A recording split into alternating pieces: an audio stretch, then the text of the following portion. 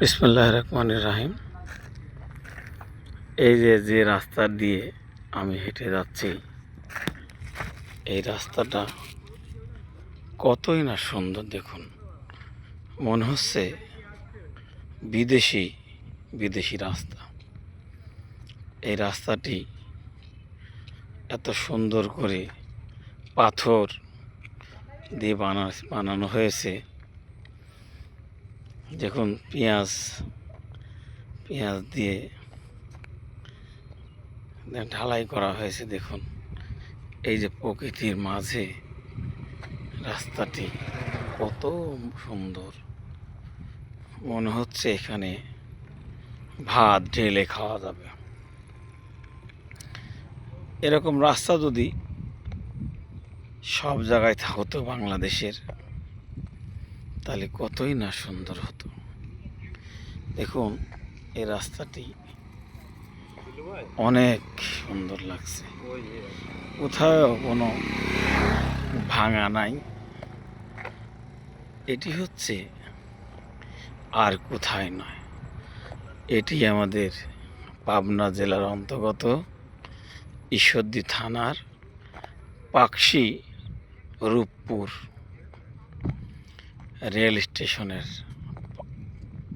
পাশের রাস্তা। পদ্মা নদীর পাশ দিয়ে এই পাশের রাস্তাটি ভিতরে। চমৎকার একটা প্রাকৃতিক দৃশ্য। আপনাদের এই যে অনেকদিন দেখেন না, এরা কি বলে, গেন্দা পাতা। আপনারা অবশ্যই অনেকে গেন্দা পাতা দেখেন নাই। এই পাতা ছোটোকালে মায়েরা ছেলেদের বাচ্চাদের ঠান্ডা গা হাত পা ব্যথা হলে এর উপর সরিষার তেল দিয়ে এই পাতা সেঁক দেওয়া হতো। বহুদিন পরে এই গেন্দা পাতা আমি দেখতে পেলাম, তাই আপনাদের সাথে গেন্দা পাতা শেয়ার করলাম। দেখেন, প্রকৃতিতে কত সুন্দর গাছগাছালির পাতা রয়ে আছে। এই দেখেন আরো সুন্দর সুন্দর পাতা। এই যে এইটা একটা দেখেন গাছ, এটার নাম কি? এই গাছটার নাম কি? হেলেন্সা না কি বলে? এই গাছটার পাতা নাম আপনারা যারা জানেন এই গাছটা সম্পর্কে একটু বলবেন প্লিজ। এই গাছটার আমি নাম বলতে পারতেছি না। এটার নাম হচ্ছে হেলেন্সা গাছ, আমরা বলি আর কি না কি।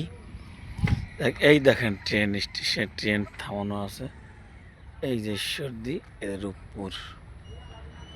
এই দেখেন রাস্তাটি কত সুন্দর, ট্রেন সারি সারি থামানো আছে। তো আজকে